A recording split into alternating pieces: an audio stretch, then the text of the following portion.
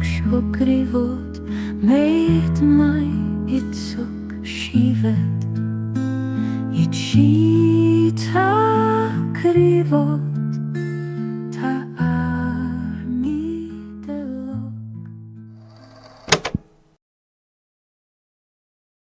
Nations tend to rise and fall on Czet with the coming and going of the tides.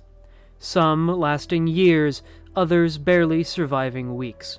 Some nations, though, survive the initial turmoil of their founding and make a permanent mark on the world. And of all the nations on Czet, not a one can claim to have made a mark deeper than that of the Bloc Kroczekal, the unified Bloc, the first great superpower on Czet, and a specter whose visage haunts the world even a century after its utter collapse. The story of the Bloc's formation is a twisted one. Created from 3 city-states in the steppe heartlands of Nivets, one of Chet's 5 continents, the nascent Bloc's constituents were each breakaways from the much older kingdom of Gosetia, whose history stretches back through time to the Ashes era, and whose disunification was the starting shot in a series of brutal insurrections that ravaged the old nations of the region. Its core was Nal Gosetia, a city whose lifeblood was coal and iron, and whose forges and machine shops, despite their relative simplicity compared to those of their neighbors, turned out some of the finest steel in the region. Vikitsta stood alongside it, an old, war-tested city commanding the edge of the river Katug, whose vast and fertile farms were the golden jewel in its crown.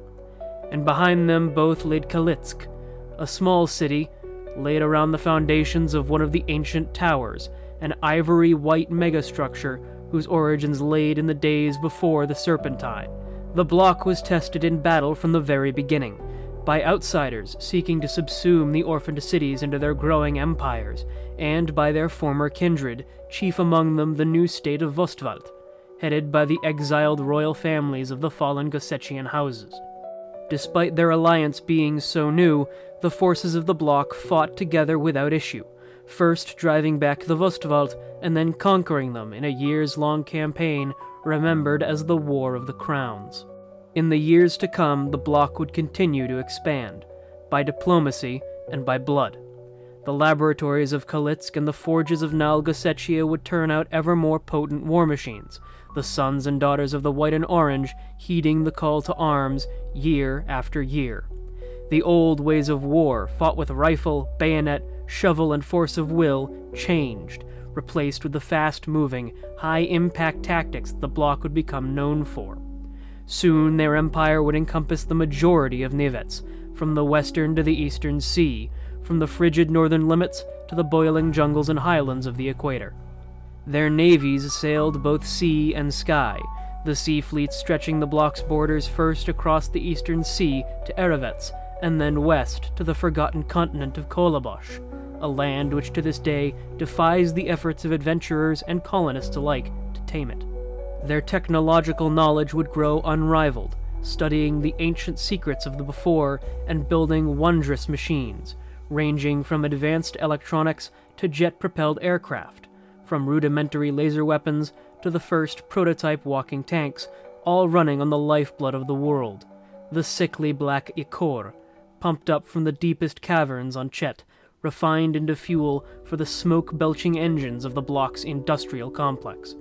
It was in Salzbuxa, however, that true resistance began to rise against the Bloc, the forces of the Yojikai and the Ashal Kombinat exchanging blows with the elite shock troops of the Bloc's armies, the vast mountain chains screening the air navy's attempts to support them on the ground. In time, the conflict, called the Bloody Years by the Kroczekal soldiers and the Glorious Defiance by the forces of the South, would drag into a bitter stalemate, and then turn, forcing the Bloc onto the defensive for the first time in decades. At home, too, the war would take its toll. Conscription, wartime rationing, and an ever-increasing desire for peace began to claw at the collective morale, until in the latter days of the 1090s, something finally gave way.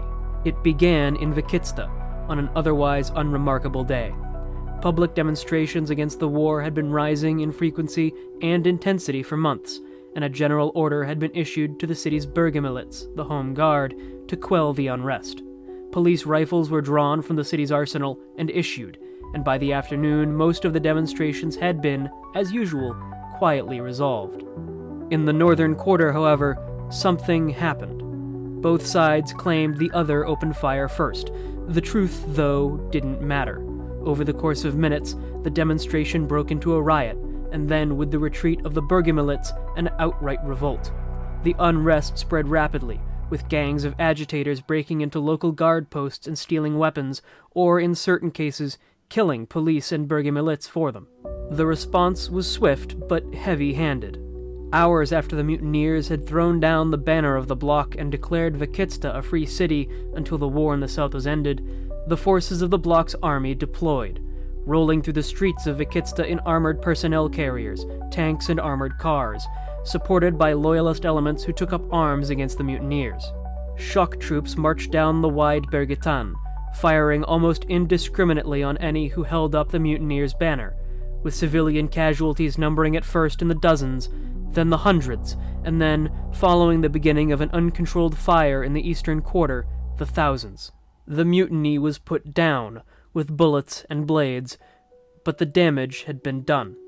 Film and pictures capturing the brutal reprisals spread like wildfire, beginning dozens of similar revolts across the Bloc and spurring loyalist forces to action, first to drag the mutineers back into the fold, and then, failing that mission, simply to punish their betrayal. The falling apart of the Bloc's cohesion and the disruption of the chain of command caused the southern front to collapse, forces of the newly formed Kashif Fatar Aliyat rolling up the carefully drawn lines of defense as Bloc army units retreated northward, either to reinforce the Bloc central government or to aid their countrymen. By 1101, it was finally realized by the central government that there was no stopping the collapse of the alliance. Those still loyal to the Kroczekal were ordered to gather as much of the Bloc's technology, their knowledge, and their science as they could and retreat north, with orders to destroy anything that could not be salvaged. Over the next year, in a series of running battles termed the Long Retreat, the haggard and overstretched forces of the falling Bloc ran northward, harried at every step by the forces of the new Vikitsta-Mulnata Pact. The last engagement fought by the forces of the Bloc was the defense at Folegradka, a pass leading down into the coastal region from which the vast quantities of equipment and personnel of the exiled Bloc were being funneled, protected by their fleet, to the northern continent of Vorchikals. The volunteer force that held the pass, the Grup Vatodak, stood their ground for 4 harrowing days, before the last remnants of the group, 36 of a 1,000-strong force, made their daring escape, defended by aerial bombardment of the pass to delay attempts to tail them. The Bloc officially dissolved 2 weeks later, announced via broadcast, leaving those still on Nivets to pick up the pieces. The Vikitstan Pact filled the power vacuum of central and northern Nivets, permitting the Aliyat in the south to lay claim to much of the sub-equatorial region. Hundreds of border states appeared almost overnight, scrappy independence movements, hastily drawing borders and enforcing them with the leftover hardware of the Bloc's occupation. The government in exile of the Bloc did not survive long, with an internal revolution seeing the leaders of the former world power executed by firing squad for treason. In the place of the Bloc rose a new power, the Kaltsbricht Diktat, led by a council of military officers, fully half of whom had fought at the Folegradka Pass. And so the modern world was born, in fire, blood, and bullet casings, cementing in place the 3 great powers, the Diktat, the Aliyat, and the Pact, setting in motion the events of the next century. The 100 years since have seen nations rise and fall, the balance of power shift from one power to another, but not since has a single nation so thoroughly held dominion over the known world as did the Bloc, and perhaps no nation ever will again.